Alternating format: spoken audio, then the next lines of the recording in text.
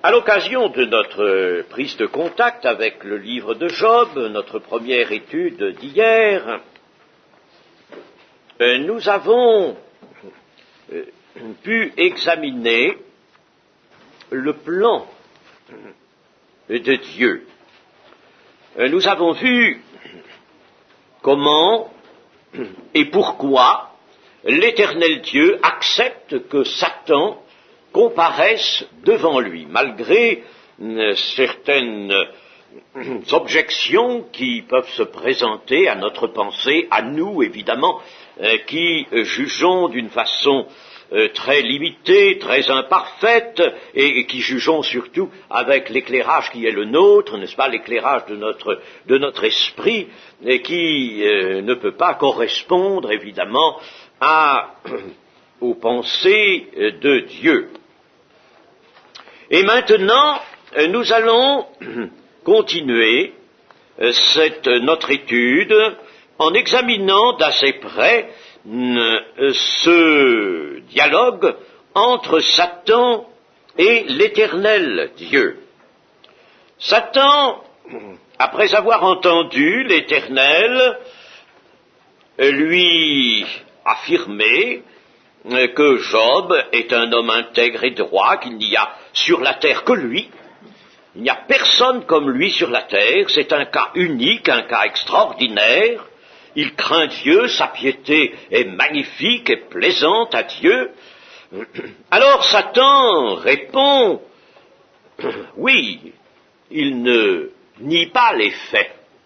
C'est un fait, Dieu vient de l'affirmer, il ne nie pas ce fait, mais il insinue quelque chose, est-ce d'une manière désintéressée que Job craint Dieu. Satan, nous avons rappelé hier que dans l'hébreu, il y a un article, si bien qu'on devrait littéralement traduire le Satan, qui signifie l'adversaire. Mais Satan étant un nom propre, ici désignant une personne, on a l'habitude dans la traduction de ne pas faire apparaître l'article. Satan est donc l'adversaire, il est l'auteur du mensonge, comme le Seigneur Jésus l'a si bien déclaré, il est l'initiateur du mal, et il n'emploie pas sa puissance, car il dispose d'une grande puissance, il ne l'emploie pas sans intelligence, loin de là. C'est une chose que nous avons à savoir, c'est que l'ennemi dispose d'une grande intelligence. S'il est le fin séducteur, c'est bien qu'il sait utiliser la finesse de ses observations et de la pénétration qu'il peut faire des mobiles, des faits, pour être toujours apparemment couvert par de sages raisons. L'ennemi s'arrange toujours pour avoir raison, apparemment, dans ce qu'il dit. Lorsque il tente le Seigneur Jésus, ce n'est pas avec des arguments dépourvus de logique, de raison.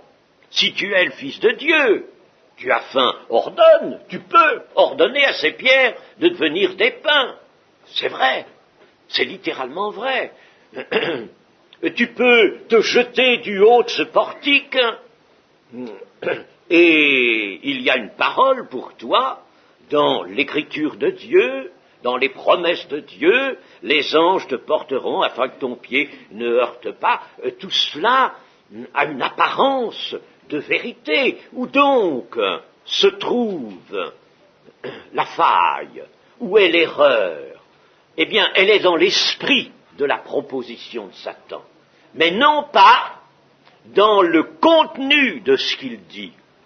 Il s'arrange pour que ce qu'il dit soit sage et vrai, mais, bien entendu, il y a dans la proposition quelque chose qui tient du mensonge, et c'est là l'habileté du séducteur.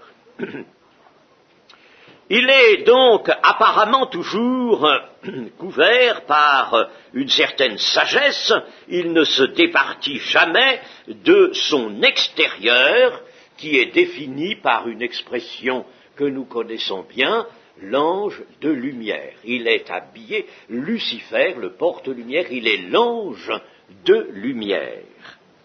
La lumière est son vêtement, il se déguise de la lumière. Intérieurement, il n'a pas la lumière, mais il se déguise de la lumière qui est son vêtement. Nous parlons de lui à travers un personnage plus directement visé. Le prophète Ézéchiel, en son chapitre 28, nous dit ceci: « Par ta sagesse et par ton intelligence, tu t'es acquis des richesses. Tu étais plein de sagesse, parfait en beauté. » Le chérubin protecteur, comme il est appelé dans ce passage, était donc plein de sagesse, parfait en beauté, et dispose d'une grande intelligence. Cependant, c'est le mal qu'il fait. Il emploie son intelligence au mal. Pour quelle raison? Tout simplement parce que lorsqu'on agit en dehors de Dieu, il faut que nous le sachions cela, lorsqu'on agit en dehors de la volonté de Dieu, que l'on se mette en travers de cette volonté, nécessairement on fait le mal.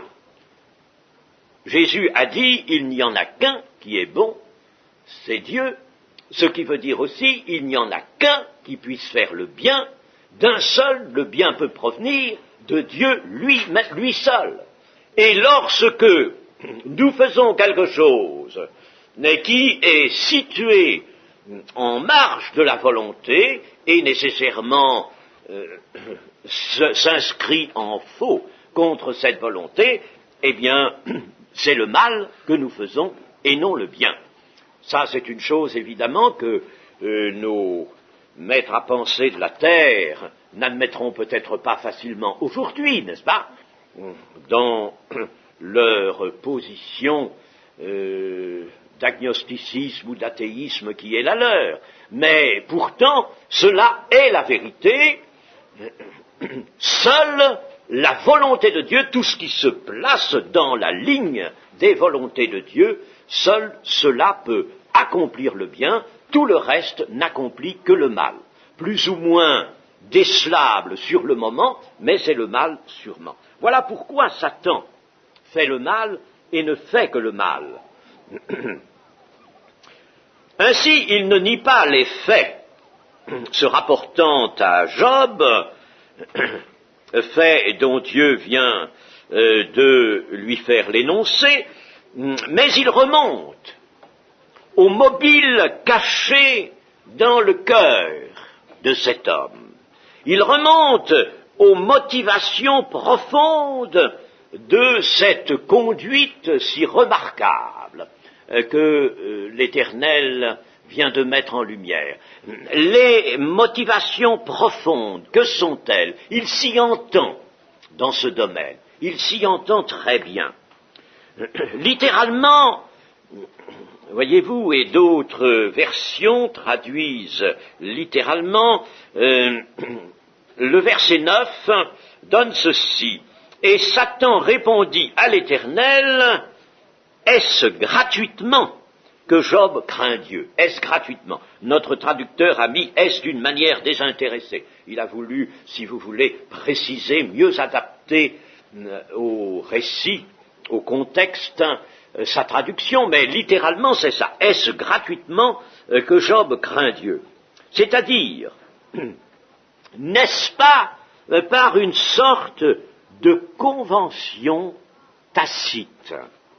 N'est-ce pas en misant sur la fidélité de Dieu, bien connue pratiquement, que Job a établi sa propre fidélité? Il a remarqué par une certaine finesse d'observation que Dieu était fidèle. Nous sommes dans le temps des patriarches. On sait, nous l'avons mis en évidence la dernière fois, l'on savait déjà beaucoup de choses sur la manière de Dieu et sur ce qui était agréable à Dieu, sur, en somme, aussi la piété qu'il convenait d'apporter à Dieu pour lui plaire. Alors, Job a remarqué que lorsque l'Éternel est bien servi, il est fidèle, lui, et il répond par des bénédictions qui assurent le bien-être, la prospérité, la sécurité, n'est-ce pas? Job a fait ce constat, et par conséquent, il en aurait, n'est-ce pas, tiré cette sage résolution d'être lui-même fidèle à Dieu pour bénéficier de la fidélité de Dieu.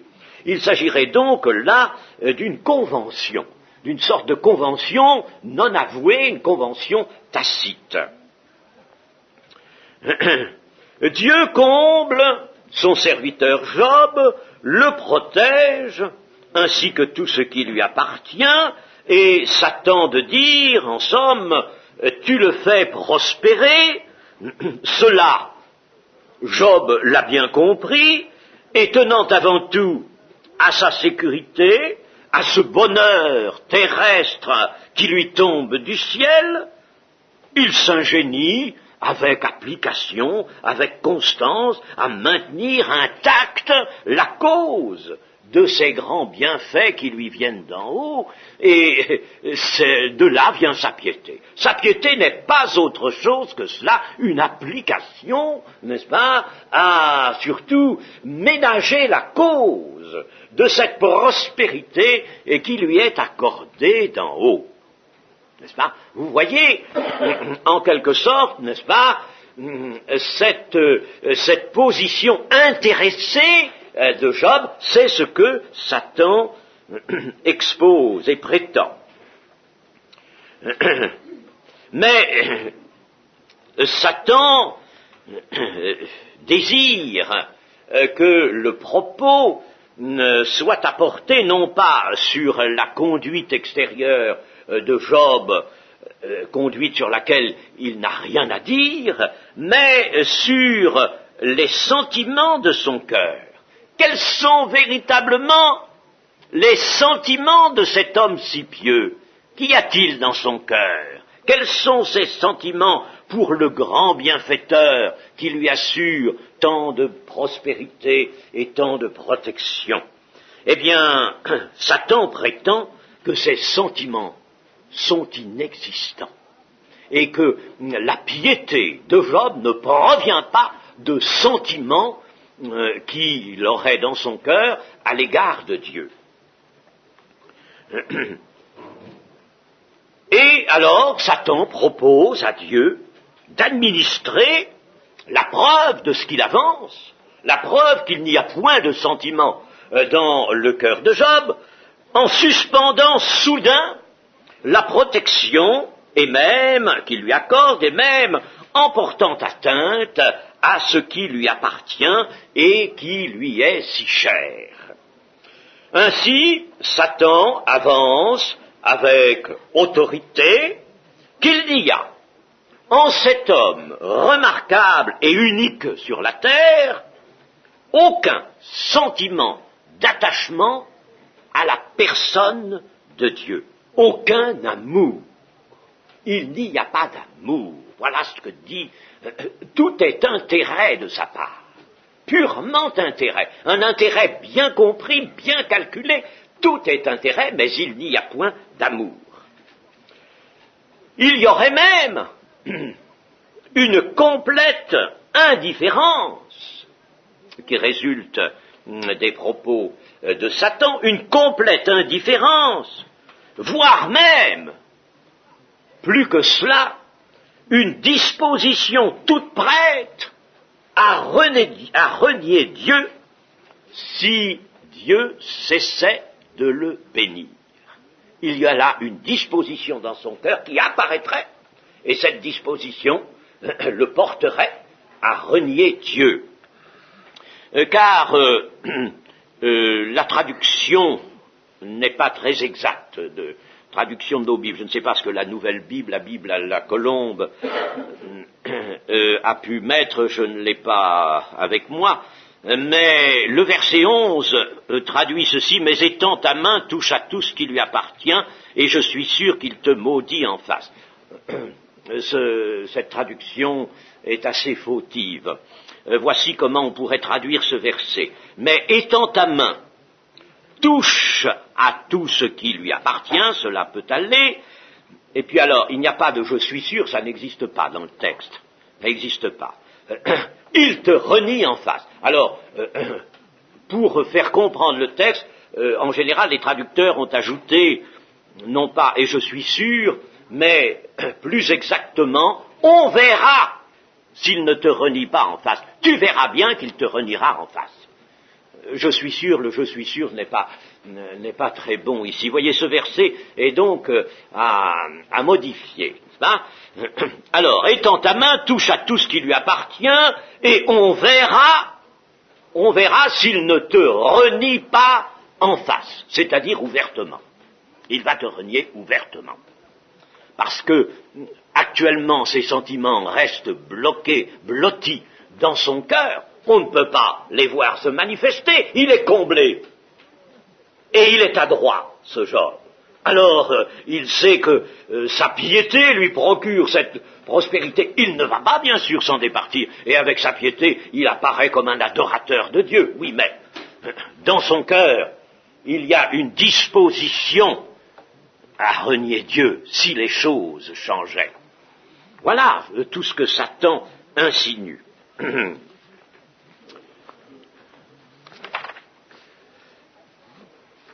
Et Satan se fait donc garant du changement qui ne manquera pas de se produire en Job s'il est atteint dans sa prospérité.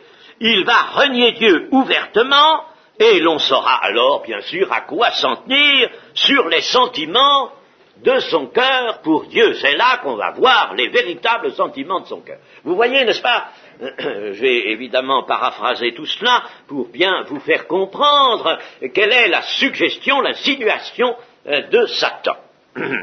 Eh bien, cette insinuation et cette proposition qu'il fait à Dieu de toucher à ce qui lui appartient est d'une gravité que généralement l'on ne mesure pas lorsqu'on lit ce texte tellement instructif et tellement intéressant.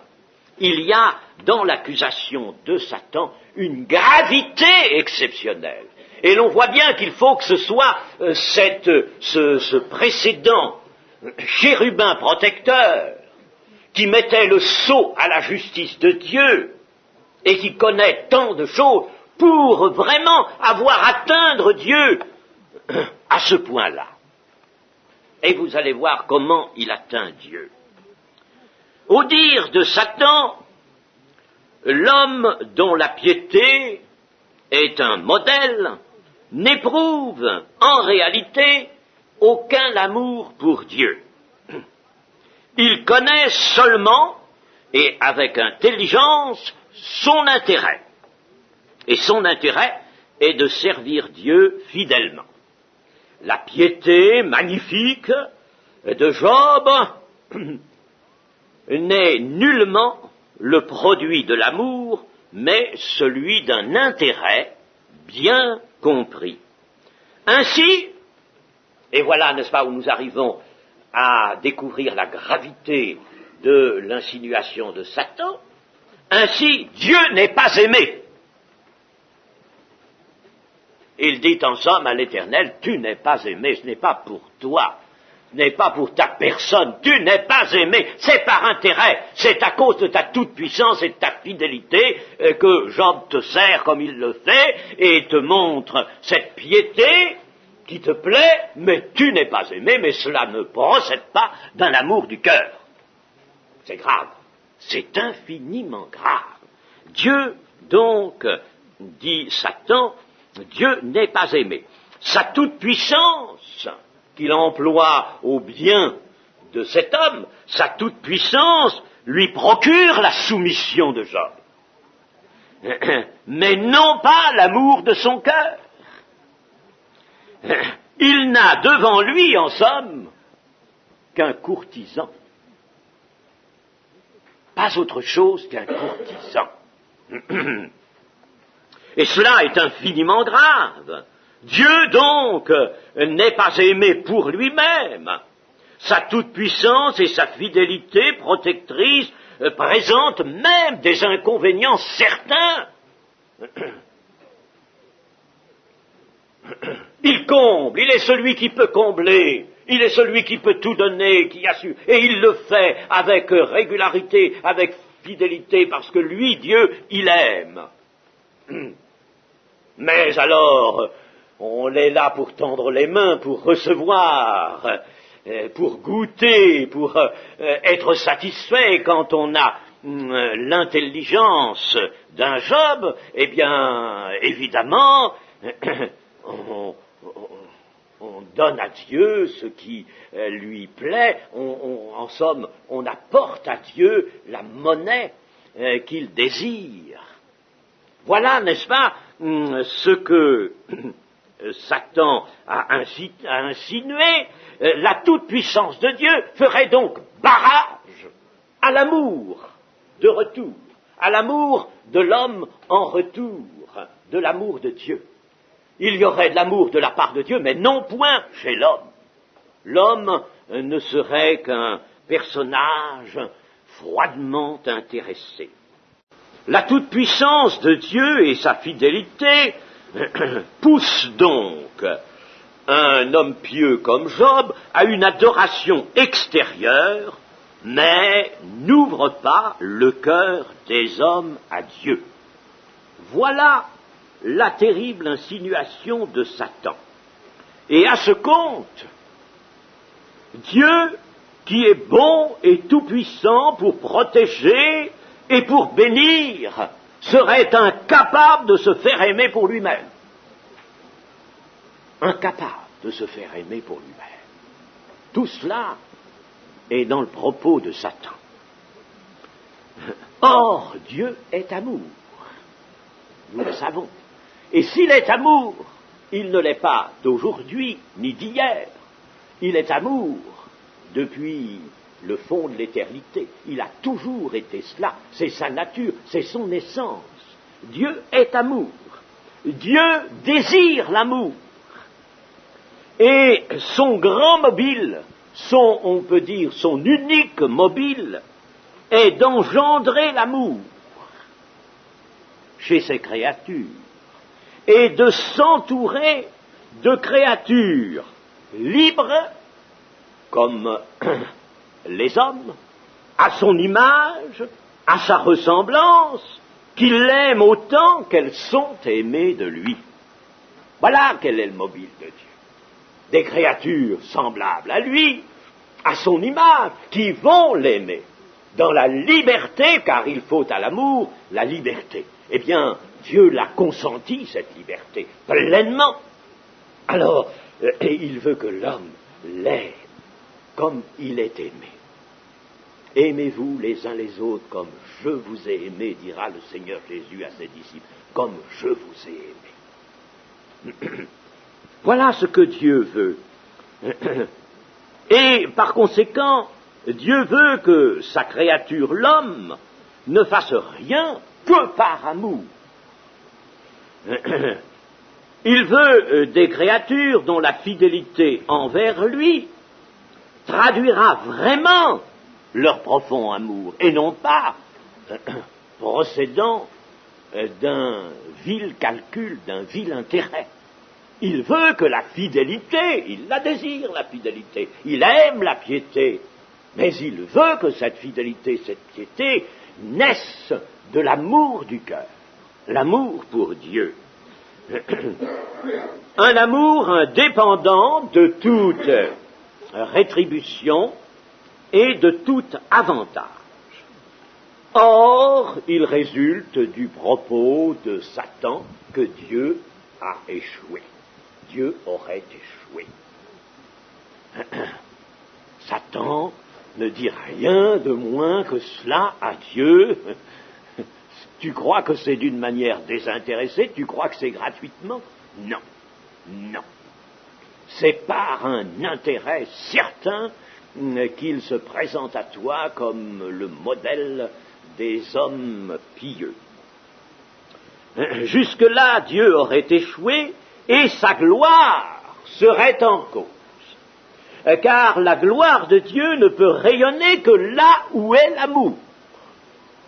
Si l'amour n'est pas quelque part, il n'y a pas la vérité, il n'y a pas la vie, car l'amour, la vérité et la vie se tiennent. Ils forment une chaîne, des éléments forment une chaîne, une véritable chaîne, que l'on ne peut pas scinder. Là où il n'y a pas l'amour, il ne peut pas y avoir la gloire de Dieu. La gloire de Dieu ne peut rayonner que lorsque l'amour est exercé. Si bien que Dieu serait contenu dans le rayonnement de sa gloire. Et jamais, sur la terre, parmi les hommes, sa gloire ne pourrait éclater, ne pourrait se manifester, car il manquerait toujours l'amour dans le cœur de l'homme. C'est grave, c'est infiniment grave. Satan, n'est-ce pas, qui s'est fait l'égal du Très-Haut, vient en somme devant l'Éternel lui dire, eh bien non, moi je conteste ton plan, ton dessein, je conteste cela, parce que ça ne marche pas du tout. Ton plan, ton dessein ne peut pas s'accomplir. L'amour, tu ne le trouveras jamais. C'est une chose terrible.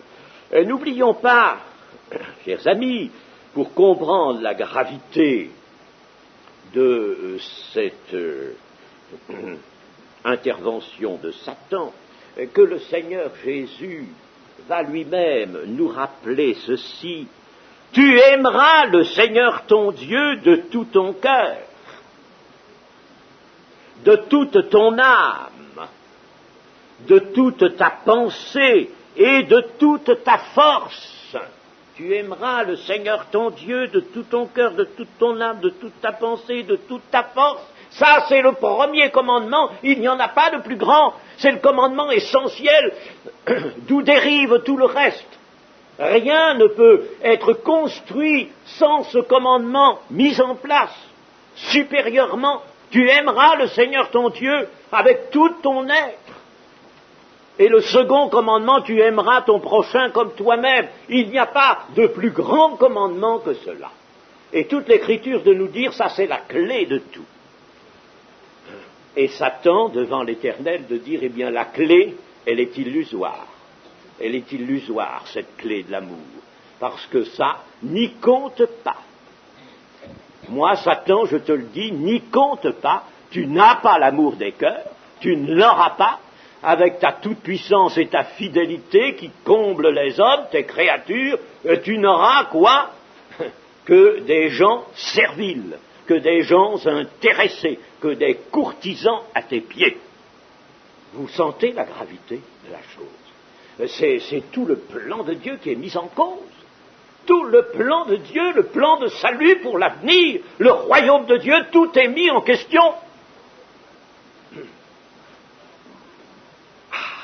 Alors, n'est-ce pas, si j'insiste là-dessus, pour vous montrer cette gravité de l'atteinte que Satan se permet de porter au dessein de Dieu, eh bien, c'est pour vous faire comprendre aussi, et il faut que nous comprenions, n'est-ce pas, pourquoi Dieu va consentir à ce que Satan atteigne Job, dans ses biens d'abord, puis dans sa santé ensuite, pour que Dieu consente à ce que Satan porte atteinte, et gravement atteinte, à un homme qui est régulier, fidèle, qui est même un modèle de piété unique sur toute la terre, il fallait une raison forte. Eh bien, la raison forte, la voilà. Dieu, s'il laisse les choses ainsi, s'il n'a que des Jobs sur la terre, si les générations à venir ne lui apportent que des hommes comme Job, pieux peut-être, eh bien, il n'aura que des courtisans. Il n'aura pas de véritables amis. Croyez-vous que les rois, dans notre histoire de France, par exemple, aient été entourés de véritables amis? Il n'y a qu'à lire certains ouvrages qui nous dévoilent un petit peu ce qui se passait dans la cour de ces rois pour se rendre compte qu'il n'y avait qu'une façade. Il n'y avait qu'une façade. C'étaient des courtisans qui, dans le cœur, n'avaient absolument rien pour le roi. Eh bien, voilà, n'est-ce pas, ce que Satan prétend et ce qu'il présente à Dieu. Il fallait donc qu'il y ait là, dans la pensée de Dieu, une raison impérative pour qu'il ordonne à Satan, ou il lui donne la permission de toucher à Job.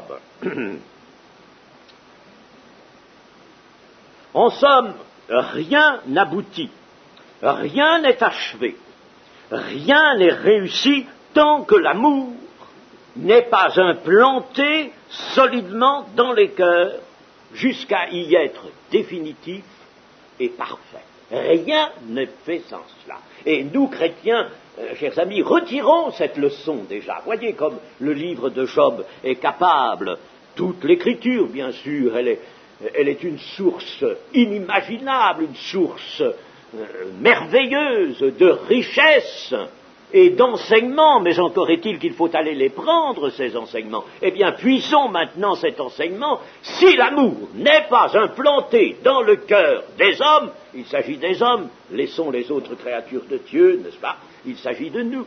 Eh bien, si l'amour n'est pas implanté, il n'y aura jamais rien de fait, aucun salut sur la terre.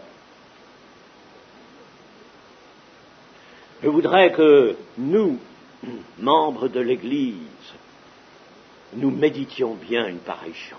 Il n'y aura rien de fait. Et rappelons-nous le chapitre 13 de 1 Corinthiens, je pourrais disposer d'une foi extraordinaire, comme jamais on en vit, où je pourrais donner tous mes biens pour les pauvres, je pourrais faire des choses éclatantes. Si je n'ai pas l'amour, si ce n'est pas l'amour qui me le fait faire, je ne suis rien du tout. Une sorte d'airain qui résonne, du bruit pour rien. Je ne fais rien de réel, je ne construis rien si je n'ai pas l'amour.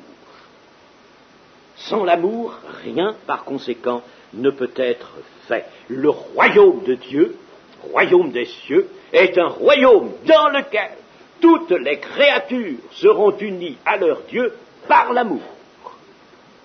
Le lien, l'amour est le lien de la perfection, nous dit l'Épître aux Colossiens, c'est le ciment, les créatures hommes seront fidèles à Dieu, accompliront sa volonté pleinement et jouiront bien entendu d'une félicité éternelle parce qu'ils accompliront la volonté de Dieu, mais ils l'accompliront comment?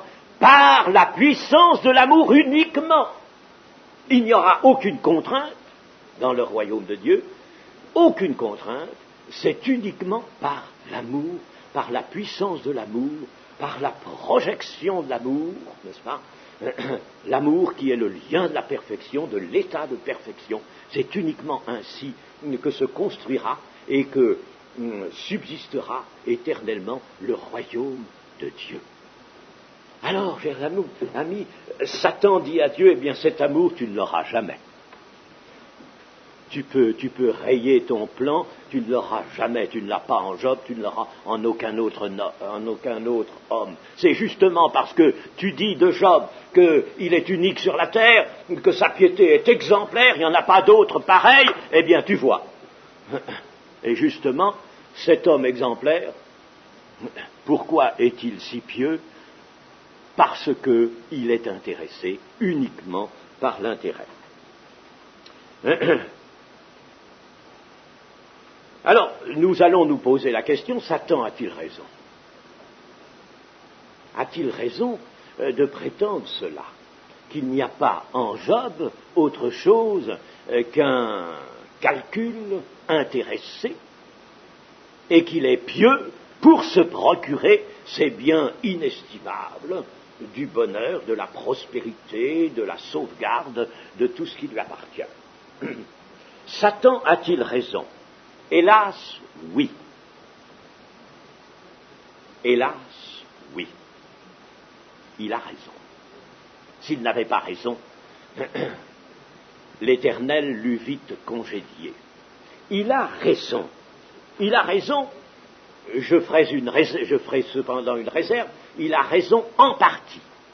Mais il a raison. Comme il a raison devant le Seigneur Jésus-Christ, à première vue.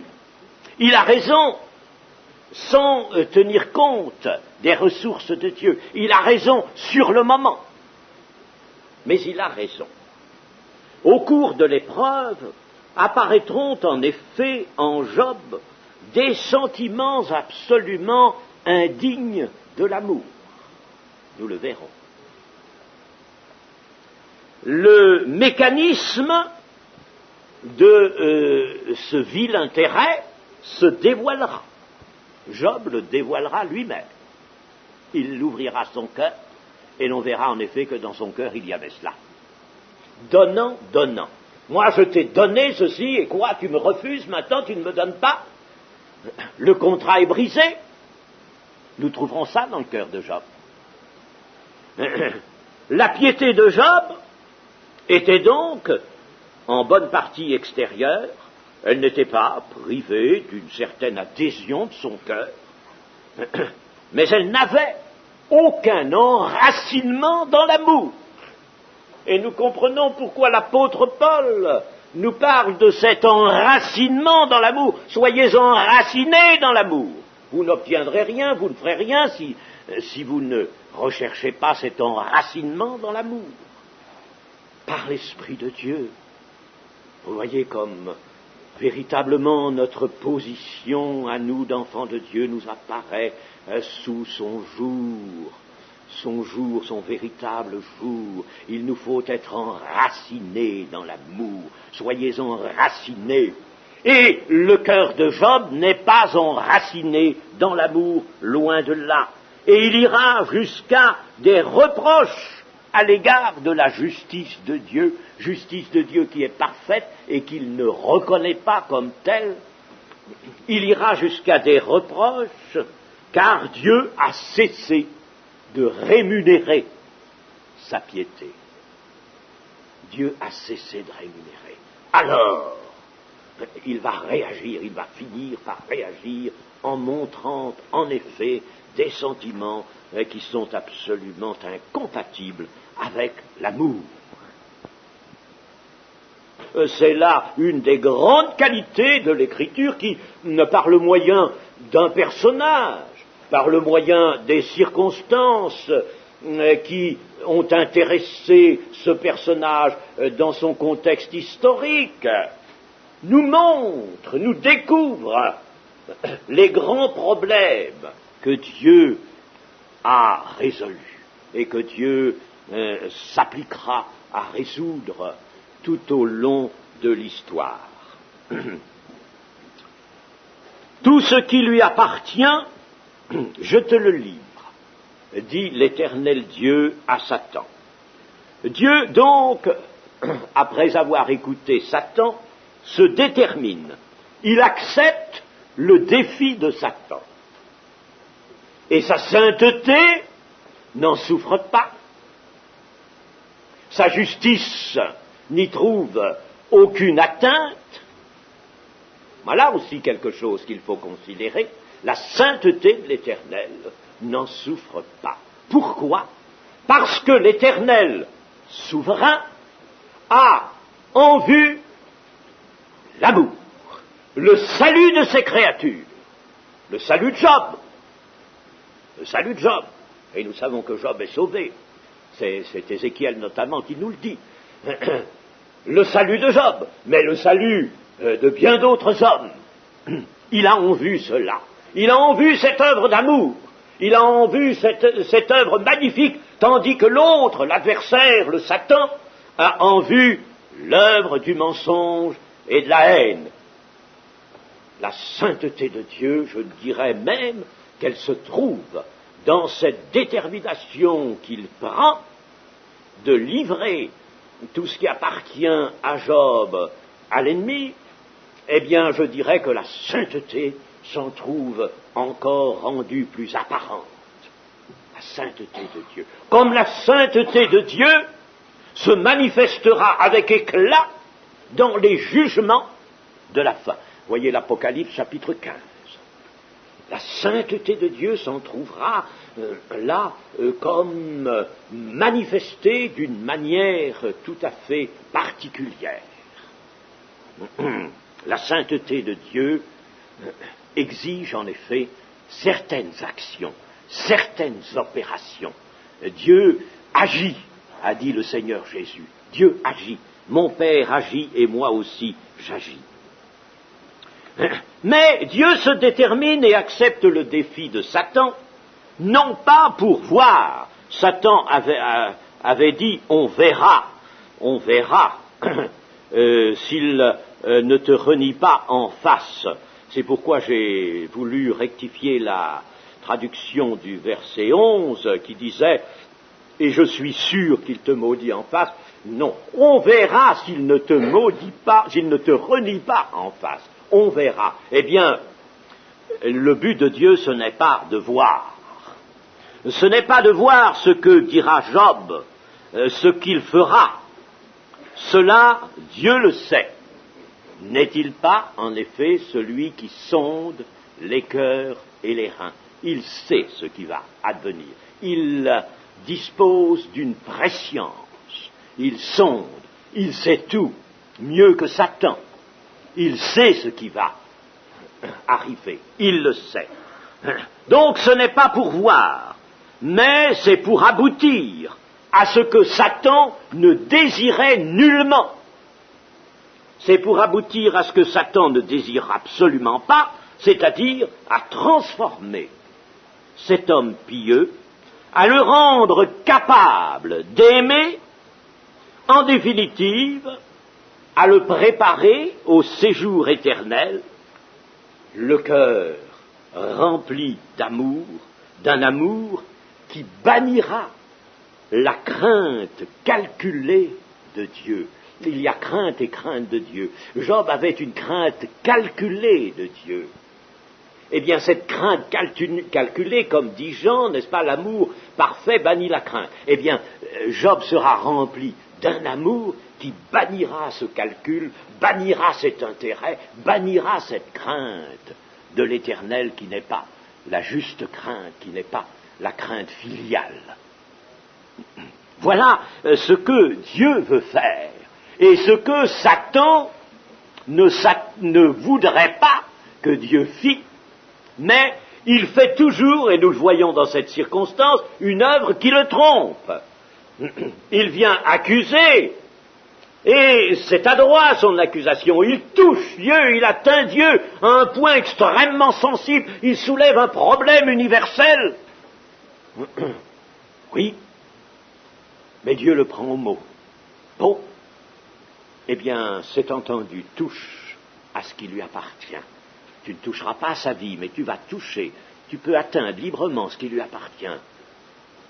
Et que veut faire Dieu? Transformer Job. Il faudra la souffrance. Ah, le passage par la souffrance sera indispensable. L'homme n'est-il pas l'homme de la chute? Il faudra la souffrance.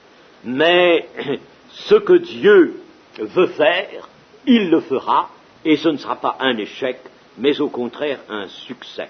Il aura dépouillé Job de tout intérêt caché. Et c'est ainsi que l'action s'engage.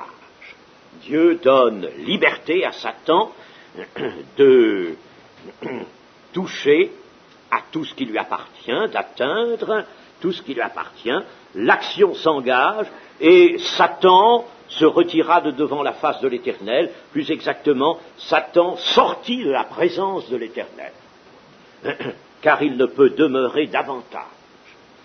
Dieu a accepté qu'ils disent quelque chose dont Dieu allait se servir pour accomplir précisément une œuvre universelle et grande. Mais cela fait, Satan n'a plus de place, Satan est obligé de se retirer. Alors, nous allons encore lire, avant de nous arrêter cet après-midi, les versets 13 à 19, les versets 13 à 19 qui nous décrivent les premières épreuves qui surviennent sur Job.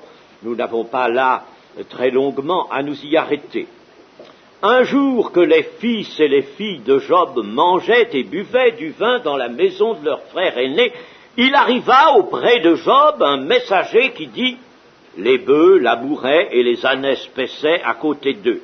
Des Sabéens se sont jetés dessus et les ont enlevés et ont passé les serviteurs au fil de l'épée, et je me suis échappé, moi seul, pourtant d'apporter la nouvelle. » Il parlait encore lorsqu'un autre vint et dit « Le feu de Dieu est tombé du ciel, a embrasé les brebis et les serviteurs et les a consumés, et je me suis échappé, moi seul, pour t'en apporter la nouvelle. » Il parlait encore lorsqu'un autre vint et dit « Des Chaldéens, formés en 3 bandes, se sont jetés sur les chameaux, les ont enlevés et ont passé les serviteurs au fil de l'épée. Et je me suis échappé, moi seul, pour t'en apporter la nouvelle. » Il parlait encore lorsqu'un autre vint et dit « Tes fils et tes filles mangeaient et buvaient du vin dans la maison de leur frère aîné. Et voici, un grand vent est venu de l'autre côté du désert et a frappé contre les 4 coins de la maison. Elle s'est écroulée sur les jeunes gens et ils sont morts.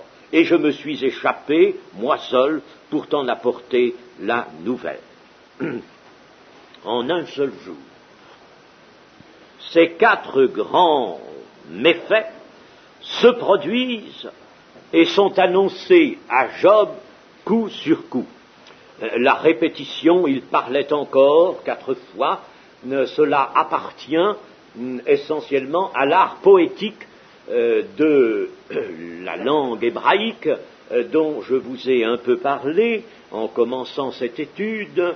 Il y a notamment, non pas des rythmes dans la poésie hébraïque, non pas des rimes, mais il y a des mouvements comme cela, des répétitions qui donnent certaines cadences au style, au langage, et c'est essentiellement à cause de cela qu'on peut dire que le livre de Job est un livre poétique. Mais qu'il soit poétique, il y a d'autres livres poétiques aussi, c'est une manière d'écrire. Il n'empêche que tout cela est parfaitement historique, bien entendu. Quelle épreuve? Non pas une calamité malencontreuse, comme il peut en survenir sur la terre, mais 4 calamités en un seul jour, et des calamités de grand poids. Relevons de ce récit les possibilités destructrices de Satan, qui est capable de faire servir à ses desseins tant les hordes pillardes des Sabéens ou des Chaldéens, des hordes pillardes qui jusqu'ici n'étaient pas venues. Elles étaient tenues en échec, si même elles avaient eu quelque velléité, quelque intention. Dieu les tenait en échec. Là, cette fois-ci, Dieu a retiré tout empêchement, puisqu'il donne permission à Satan d'utiliser ses forces, alors elles viennent.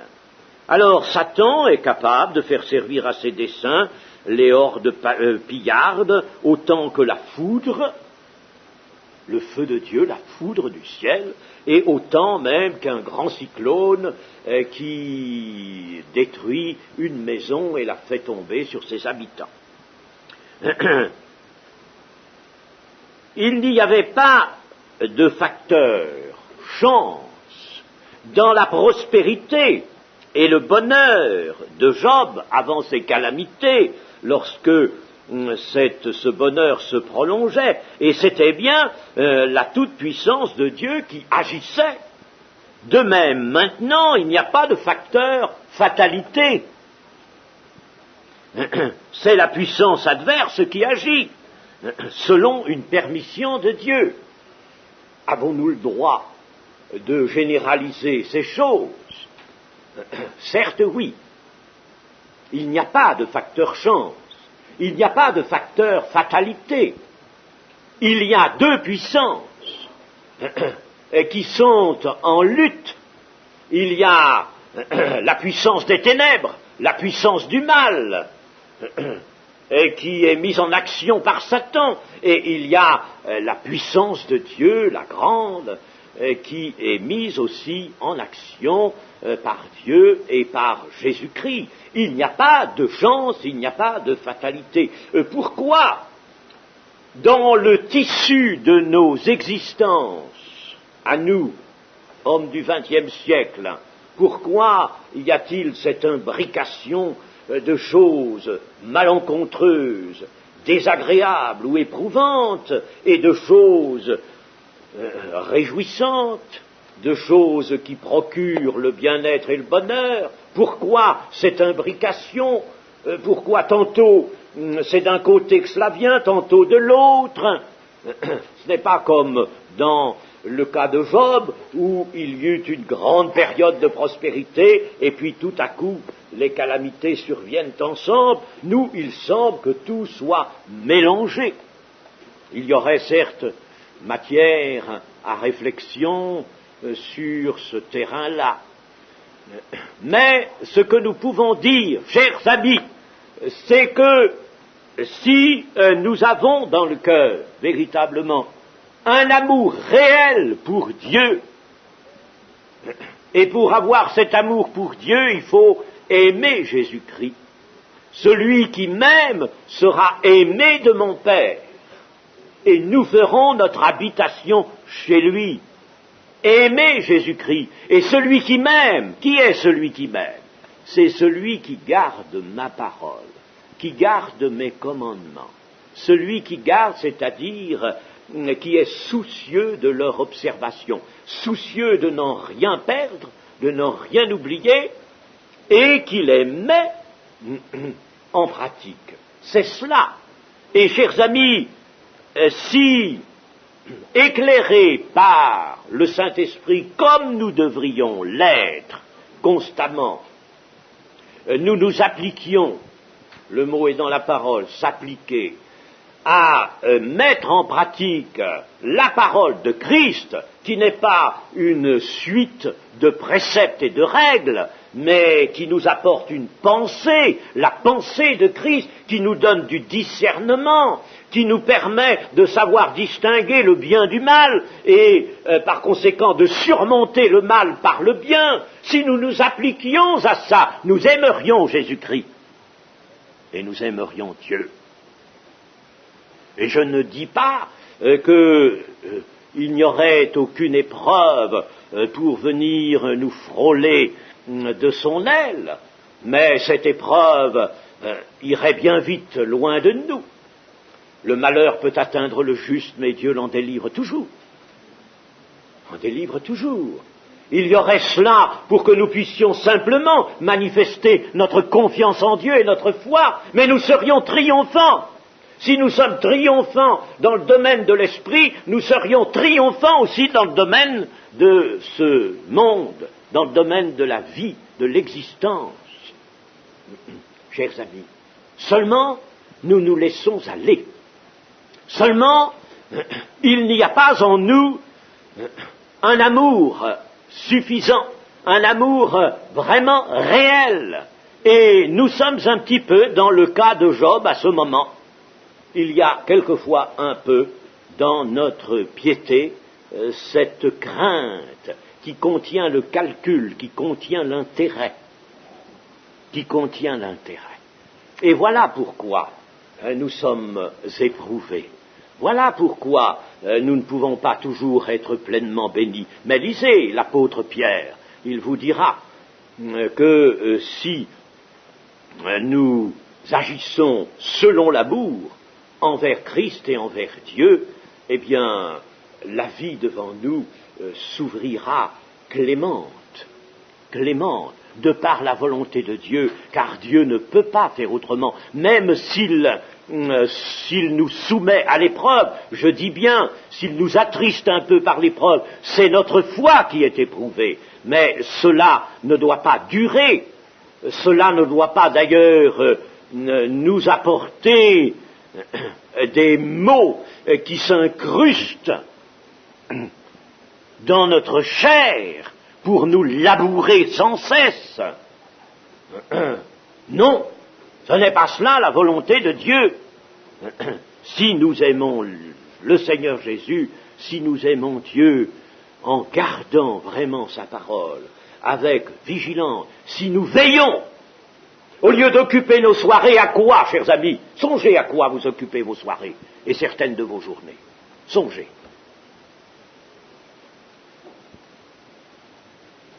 Il y a un instrument que je n'aime pas beaucoup nommer, mais il faut quelquefois le faire, c'est la télévision. Et chers amis, quand nous sommes le soir, c'est-à-dire en somme le dimanche de nos journées, devant l'écran de télévision, où le monde déverse ses horreurs, comment voulez-vous que nous prétendions à ce moment-là aimer Jésus-Christ et aimer Dieu, alors que Jésus-Christ nous a dit utilisez les veilles, c'est-à-dire les fins de journée particulièrement, veillez et priez, je le dis à tous cela, veillez, soyez avec moi. Alors, chers amis, c'est pas étonnant aujourd'hui que l'on puisse dire « Ah, il y a tant de gens éprouvés dans les églises évangéliques, il y a tant de malades, par exemple. Il y a tant de gens qui pâtissent de toutes sortes d'adversités, de calamités. Pourquoi ? Je serais presque tenté de dire, il y a tant de postes de télévision aussi dans les maisons des chrétiens, chose qui ne devrait, chers amis, jamais être tolérée. Je dis cela non pas que la télévision puisse résoudre tout, mais elle est simplement, si vous voulez, un exemple, un test dont je me sers maintenant. Et je sais, chers amis, que le Seigneur est profondément attristé lorsqu'il voit ses enfants là, goûter, boire tout ce qui sort de cette boîte du diable, au lieu de veiller, et c'est le soir, les veilles de la journée, le dimanche de la journée. Alors, chers amis, vous voyez que l'amour est en cause. Et le livre de Job nous montre que Dieu ne peut pas sauver, je le répète, si l'amour n'est pas d'abord, lui, mis en place. Je vous donne un commandement nouveau, aimez-vous les uns les autres. À cela, tous connaîtront que vous êtes mes disciples, si vous avez de l'amour les uns pour les autres. Et pour avoir l'amour les uns pour les autres, il faut que vous m'aimiez, moi, que vous aimiez votre Dieu. Ça, c'est le sommet, c'est le fait. Voilà, chers amis, bien des pensées qu'il nous faut retirer de nos méditations. Il ne s'agit pas, là, de faire un exercice plus ou moins intellectuel. Il s'agit pour nous de comprendre, de pénétrer la pensée de Dieu, de savoir qu'elle est magnifique et riche, que notre Dieu nous aime tout autrement que nous pouvons le concevoir nous-mêmes, et qu'il désire, il a besoin de notre amour. Il veut que nous soyons des amis. Dieu s'entoure d'amis, et nous ne pouvons pas être les amis de Dieu si nous sommes aussi les amis du monde. Pensons à ces choses, chers amis, déjà pour nous-mêmes, car il faut que nous retirions ces précieuses leçons de nos méditations, que le Seigneur nous aide. Amen.